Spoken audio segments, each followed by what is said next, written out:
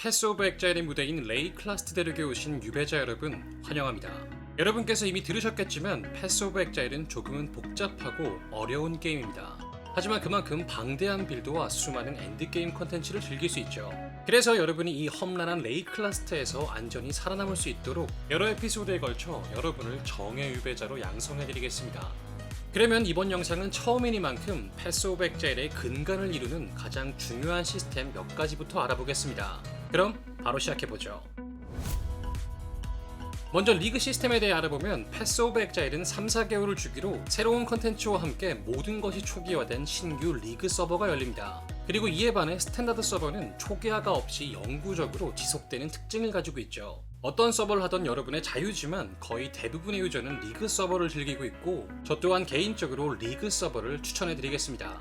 PoE의 리그 시스템에는 추가 모드라는 독특한 특징이 있습니다. 먼저 하드코어 모드입니다. 이 하드코어는 아예 독립적으로 리그 서버가 따로 존재하는데 모두 아시겠지만 플레이가 한 번이라도 죽게 되면 캐릭터가 스탠다드 서버로 옮겨지게 됩니다. 액션 RPG 장르를 해보셨다면 하드코어 모드에 대해서는 한 번쯤은 들어보셨겠죠. 허나 이외에 남은 두 가지의 추가 모드는 조금 독특합니다. 바로 솔로 모드와 무자비 모드죠.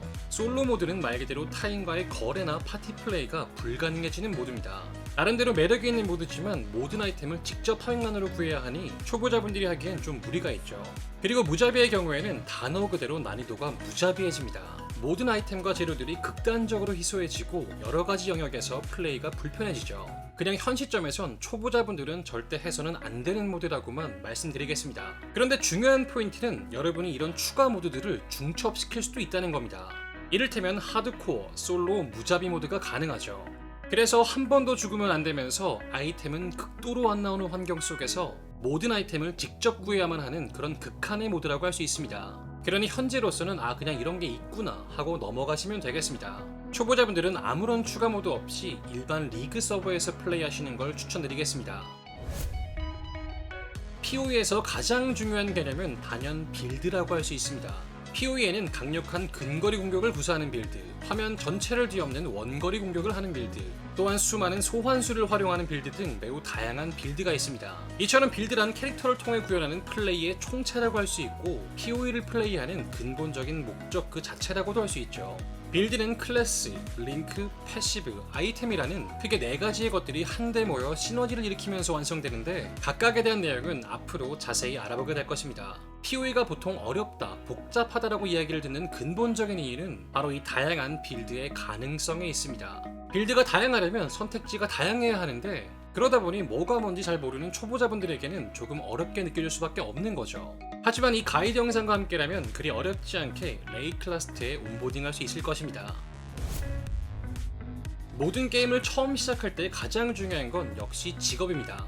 그런데 이런 측면에서 PoE의 가장 큰 차별화 포인트는 이 직업 시스템이라고 할 수 있죠.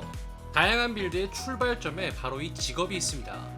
보이시는 것처럼 PoE에는 총 7개의 직업이 있는데 중앙에 사이온을 제외한 6개의 클래스는 3개의 전직군을 가지고 있습니다. 그래서 실제로는 총 19개의 직업이 있다고 할 수 있죠. 그런데 그래도 여기까지는 그닥 특별할 게 없습니다.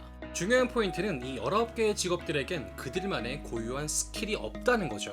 이를테면 보편적인 RPG 게임처럼 마법사 캐릭터를 고르면 스킬로 화염구나 눈보라를 가지고 있는 형태가 아닙니다. 그런데 그렇다면 외형을 제외한 직업 간의 차이가 뭘까요? 그건 바로 어센던시라 불리는 고유한 직업 패시브 스킬입니다. PoE에서 모든 직업은 고유한 직업 패시브 트리를 가지고 있습니다. 그래서 이런 이유로 PoE에서는 직업을 고른 뒤 그 안에서 스킬을 고르는 게 아니라 플레이하려는 빌드에 따라 직업을 맞추게 되죠. 이를테면 골렘을 활용하는 빌드를 하고 싶다면 우선적으로 골렘 관련 패시브를 보유한 엘리멘탈리스트를 고려해보는 거죠. 그런데 현 시점에서 여러분은 이런 여러 직업들의 특징에 대해 모두 알 필요가 없습니다. 어차피 여기서 말씀드려봐야 다 외울 수도 없을 뿐더러 무엇보다 여러분이 직업을 고민할 필요가 없습니다. 아니, 고민해선 안 됩니다. 왜냐면 여러분이 커뮤니티나 유튜브 등에서 참고하게 될 스타터 빌드 가이드에서 어떤 스킬에 어떤 직업을 골라야 할지 필요한 내용을 모두 알려주기 때문이죠. 그러니 현재로선 그냥 생긴 대로 비례한다고 생각하시면 돼요. 위치, 딱 봐도 마법사의 포지션이죠. 레인저, 딱 봐도 민첩 계열의 직업으로 보입니다. 그러니 이처럼 비례한다고 생각하시되 항상 그렇지는 않다는 점만 잊지 않으시면 되겠습니다. 화면처럼 동일한 클래스여도 이 정도의 다른 컨셉의 빌드를 가져갈 수 있습니다. 각 직업에 대한 특징들은 시간을 두고 여러 리그를 플레이하시면서 점차 익혀나가시기를 바라겠습니다. 이처럼 다양한 빌드와 유연한 직업 선택, 이게 바로 패스 오브 엑자일의 매력이라고 할 수 있습니다. PoE의 거의 모든 액티브 스킬은 스킬 잼에서 비롯됩니다. 스킬 잼을 아이템에 있는 홈에 넣으면 그 스킬을 사용할 수 있죠. 여기까지는 간단한데 보조잼, 이른바 서포잼은 살짝 부연 설명이 필요합니다. 예시를 통해 알아보죠. 먼저 얼음 화살이라는 액티브 스킬잼과 다중 투사체 보조라는 서포잼이 있습니다. 그리고 서포잼의 설명을 보면 투사체를 추가 발사한다고 나와있죠. 그래서 이걸 실제로 연결해보면 투사체의 개수가 증가하는 걸 알 수 있습니다. 그리고 마찬가지로 공격 속도 증가 보조를 추가로 연결해주니 공속이 확연히 증가한 걸 알 수 있죠. 이처럼 PoE에서는 서포잼을 활용해서 액티브 스킬잼을 강화시켜줄 수 있고 그 종류가 매우 다양합니다. 그러니 스킬잼과 서포잼을 적절히 조합해야만 좋은 빌드를 만들 수 있겠죠.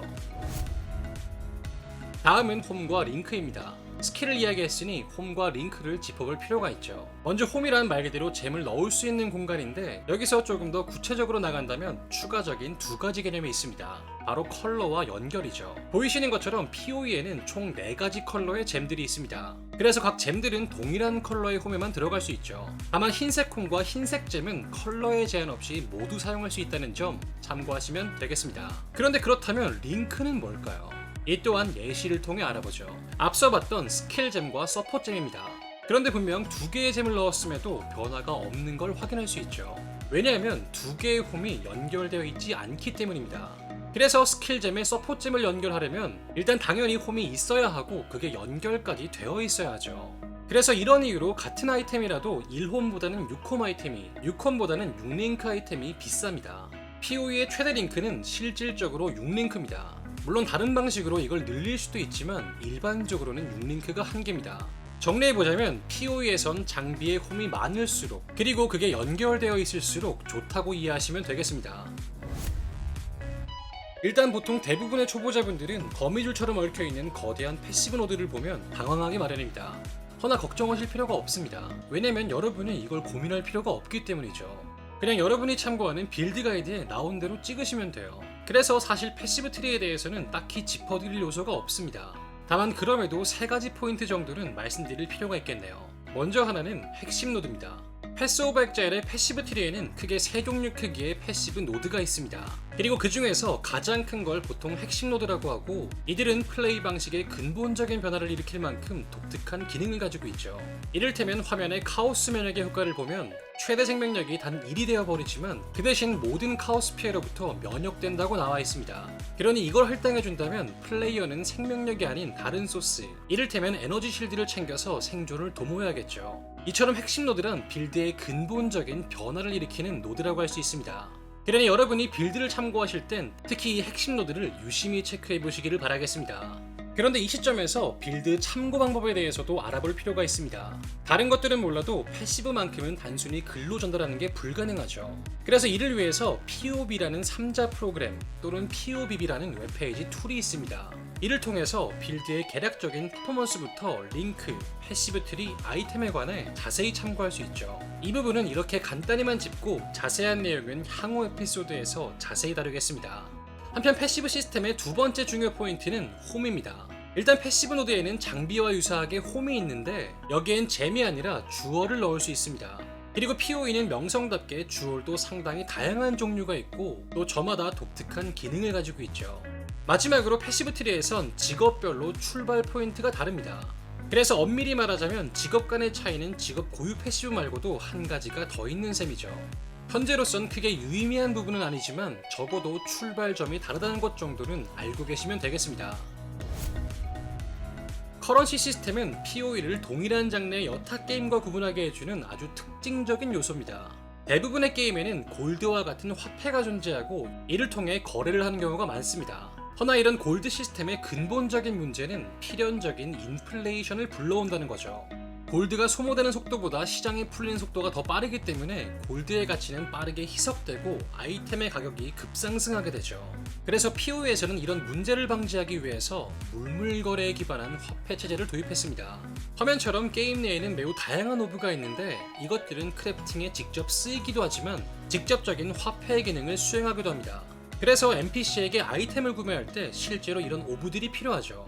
다만 이런 체제에도 분명 맹점은 있습니다. 이처럼 다양한 화폐가 시중에 통용되면 거래하기가 상당히 까다롭다는 거죠.